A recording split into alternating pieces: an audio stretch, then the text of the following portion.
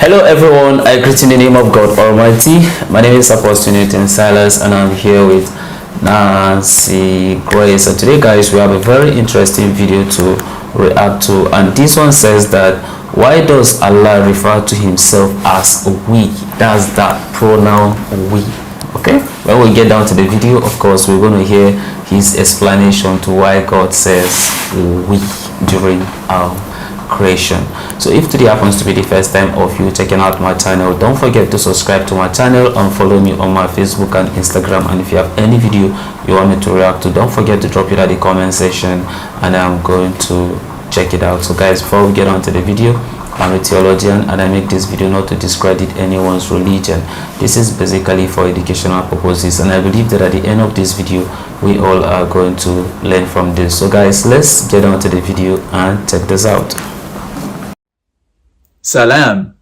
Let's begin today's video by taking a short quiz. Which one of these two books uses the word we more often when referring to God? Is it the Bible or the Quran? It's easy to assume that the correct answer is the Bible because of the Holy Trinity. But if you did answer the Bible, then I'm sorry to say, you're actually incorrect. If you answered the Quran, however, then congratulations. That's the right answer. The word we can be found everywhere throughout the Quran when Allah is referring to himself. Here are some examples. Ali Imran 44. That is from the news of the unseen, which we revealed to you, O Muhammad. Ali Imran 145. No soul can ever die without Allah's will at the destined time. Those who desire worldly gain, we will let them have it.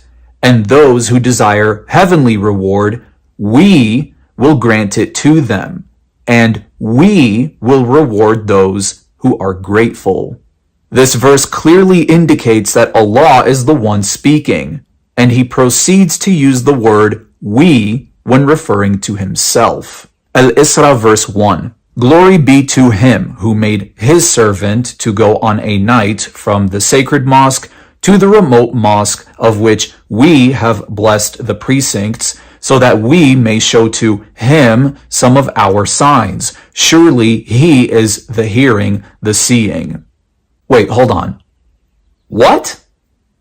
Let's try to make some sense out of this. Glory be to him. Okay, that's Allah. Who made his servant, that's Muhammad, to go on a night from the sacred mosque to the remote mosque, of which we, who is we, have blessed the precincts. Oh, okay, so the we is Allah because there are blessings being bestowed. So the we is Allah, who is also him, so that we, there's the we again, may show him, who, Muhammad, some of our signs.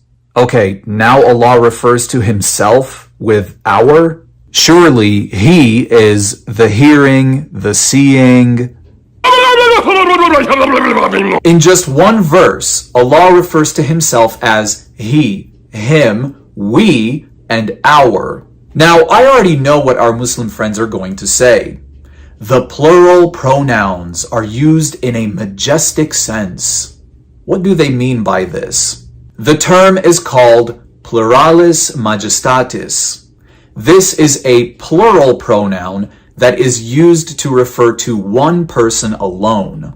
It's the idea that someone like a king, for example, can speak on his own behalf and for the behalf of others, such as his people. The Islamic theologian Ibn Taymiyyah supported this idea by saying, the use of plural forms in such phrases is the style of Arabic speech used to refer to one who is of high standing and has helpers who obey him. So, if his helpers do something by his command, he says, we did it. This is like when a king says, we conquered this land, we defeated this army, and so on. Because he did that through the actions of his helpers. This plural form is ambiguous, and the Christians try to use it as evidence against the Prophet. Here's the problem with Ibn Taymiyyah's argument. Saying that the we in these verses is a royal we only proves that Allah is speaking on behalf of other divine or heavenly beings. By trying to refute the Trinitarians of his time, Ibn Taymiyyah only ended up proving that the plural does in fact refer to more than one entity besides Allah. He proved that the we in these verses refers to a group working together collectively. And to make matters worse for Islam, the we is also ambiguous. In other words, it's open to multiple interpretations and can have multiple meanings. If you're trying to prove a point, you probably shouldn't leave any room for obscurity or doubt. So who are the we that are repeatedly mentioned in the Quran? Let's examine some verses from Surah Maryam. Indeed, it is we who will succeed the earth and whoever is on it, and to us they will all be returned. If Allah is the only God, and it is Him alone who will be the successor of the earth and all humans, then why does this verse use the plural we? If it's a royal we, then that means that Allah will have successors alongside Him, which does not make Him the sole ruler of all. And mention in the book, O Prophet, the story of Moses. He was truly a chosen man, and was a messenger and a prophet. We called him from the right side of Mount Tur, and drew him near, speaking with him directly. Now this is really damning for Islam. We know for a fact that the Torah teaches that it was God alone who spoke to Moses face to face on Mount Sinai. If the Muslims want to argue that this is a royal we, then that means that other divine beings spoke to Moses alongside with God on Mount Sinai, which we know for a fact is absolutely false. Moses spoke to God face to face, as a man speaks to his friend. So, no matter which way Maryam 52 is interpreted, the Quran is wrong. Let's keep going. Al-Baqarah 252. These are Allah's revelations, which we recite to you, O Prophet, in truth. And you are only one of the messengers. We have chosen some of those messengers above others. Apparently, the angels of Allah also have the same authority as Allah, because they can appoint prophets. Allah spoke directly to some and raised some high in rank. To Jesus, son of Mary, we gave clear proofs and supported him with the Holy Spirit. According to this verse, angels also have the authority to bestow the Holy Spirit. But it gets even worse than that. Take a look at the footnote for this verse. Apparently, the Holy Spirit is the angel Gabriel. And if this isn't enough proof that Allah is in fact multiple beings, let's explore the creation of man according to the Quran. Indeed, we created man from sounding clay molded from black mud. As for the jinn, we created them earlier from the smokeless fire. Remember, O Prophet, when your Lord said to the angels, I am going to create a human being from sounding clay molded from black mud. Who created man in Islam? If it was Allah alone, then this verse contradicts itself by saying we created man out of black mud. And indeed, we created humankind from an extract of clay, then placed each human as a sperm drop in a secure place. Then we developed the drop into a clinging clot of blood, then developed the clot into a lump of flesh, then developed the lump into bones, then clothed the bones with flesh. Then we brought it into being as a new creation. So blessed is Allah, the best of creators. Black mud, clay, sperm, clotting blood. It sounds more like a scene out of a horror movie. But take a closer look at the final statement made.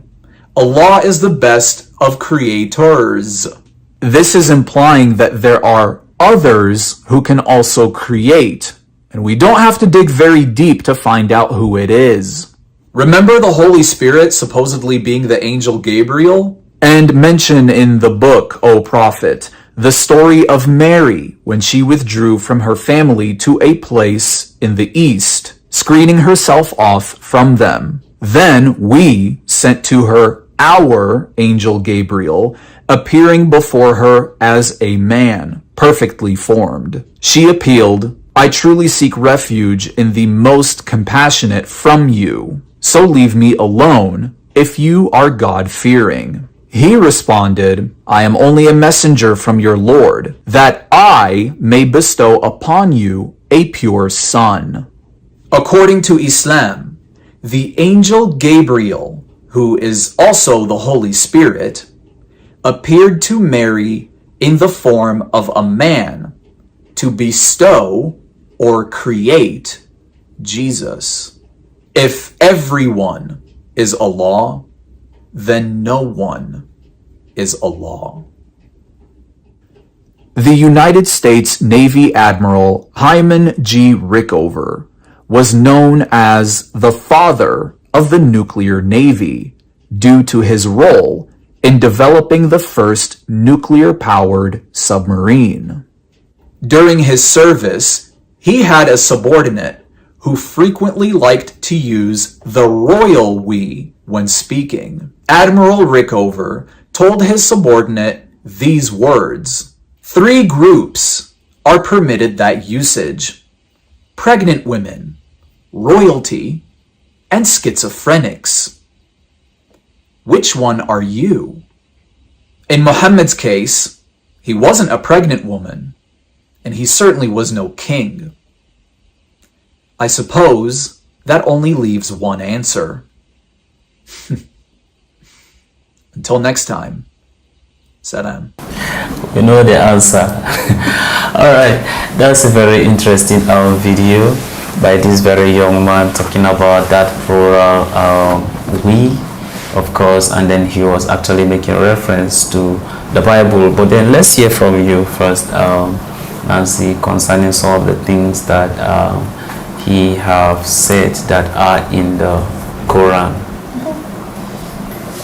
According to Genesis, God says, let us make man in our own image. So my own opinion to this, I believe that is God the Father, God the Son, and God the Holy Spirit, or he is referring himself as we.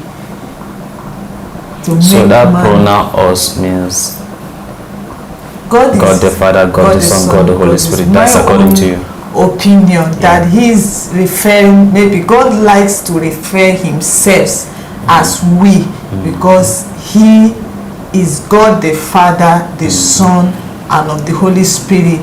He cannot do anything without like consulting himself, consulting his spirit. So that is why anytime you see that we, he is actually referring himself. He's God.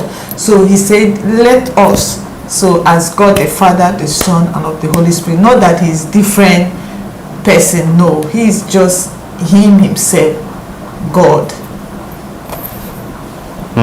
Yeah. Well, that's a very interesting one. But then as for me, since I've not read the Quran, so I will say that whatever he's saying is absolutely true. But then there's a very part that he says that how God sent angel Gabriel, and then he says that God used that very pronoun we, right? And if you have been following me for a very long time now, you realize that Sheikh Ahmed Didat have actually made lectures on creation and then also explaining this plural, and he said that it was God himself who does that, but then it was just a plural of respect, and that's why he was using that very word.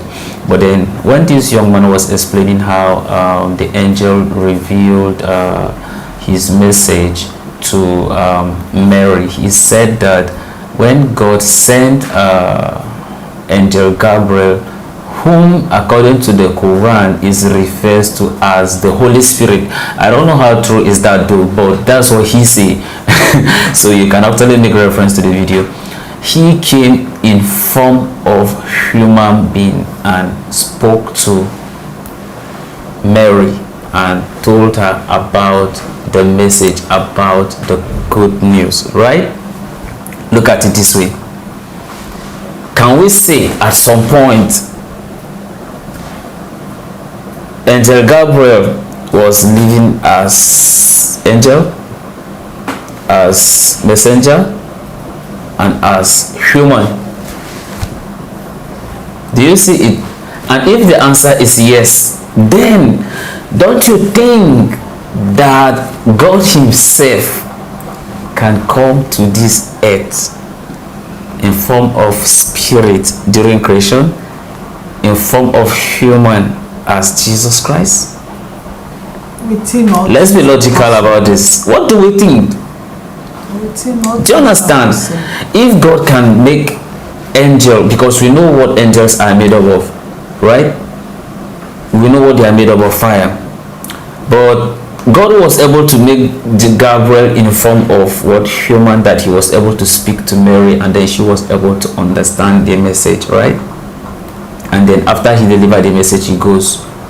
Then why do we have issue with saying that God manifests himself here on earth? You understand? As Jesus Christ. Teach the people about the kingdom. And do you know why he do so? Because he gave us will. Else otherwise, even from the beginning, he could have created us as angels, so that let's just be there. He gave us the will, and that's why when he came, don't forget, when God sent angel Gabriel, he came to this very earth. Whatever Gabriel said, Mary believed it, Joseph believed it. There was no question to it. Why? Because it was the angel, right? So he came because they know that it was not human. So whatever the angel said, they accept it perfectly, right? But when God manifests himself in form of human and then spoke to the people about his kingdom, what happened? Because humans have will, and it is left to them to decide whether to accept or not to accept. That's actually the main reason why the will was actually given to human. And that's why you can only know about this on the judgment day. That's just the day you are going to know the perfect religion. But anyway, like I rightly say, till I read the Quran before I can make references. But for now, whatever he said is true. So I know that a lot of you have thought and opinion concerning some of the explanation I made about angel Gabriel, that's Jibril, and I want you to drop it at the comment section concerning the plural of respect, or depending on whatever, or depending on how you want to interpret it. I would like to see it at the comment section so that we can all learn from one another. So this is the end of my video. If you like my reaction, you should like, share and subscribe, and if you have any video you want me to react to, don't forget to drop it at the comment section and I'm going to check it out. So guys, you remain blessed, and I see you in my next video.